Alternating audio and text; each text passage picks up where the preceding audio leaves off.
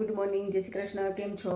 જો આજે વસંત પંચમી છે અથવા કાલે છે, મને ખબર નથી. બીજી તારીખે અને ત્રીજી તારીખે બે જગ્યાએ બતાવે છે, પણ મેં મારા બાલ ગોપાલને સ્નાન કરાવી, અંઘોળ કરાવીને મસ્ત પીળા કપડામાં રેડી કરી દીધા છે.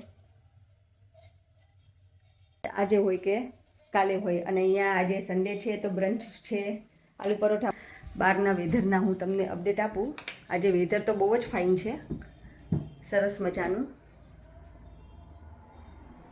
તડકો છે પણ ઠંડી છે, અને ફ્રોસ્ટ પણ થઈ ગયું છે. જો અહીંયા તમે જોઈ શકો છો આ બધો સવારમાં, અને એકદમ જ બ્યુટીફુલ મોર્નિંગ છે. હવે ફટાફટ આલુ પરોઠા બનાવી દઈએ અને બ્રંચની શું કહીએ મજા લઈએ આલુ પરોઠા અને ચા સાથે.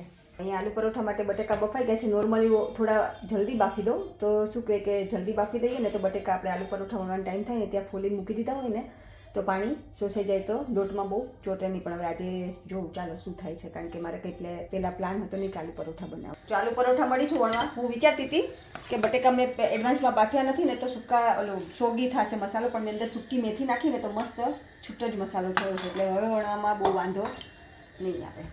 એ છે ને જો આલુ પરોઠાનો વણવાનો એન્ડ આવી ગયો છે, અને મસ્ત બ્રેકફાસ્ટ કે બ્રંચ કરવાનો ટાઈમ આવી ગયો છે. તમે આજે બ્રંચમાં શું બનાવ્યું હતું કે બ્રેકફાસ્ટમાં, પ્લીઝ કોમેન્ટ કરજો.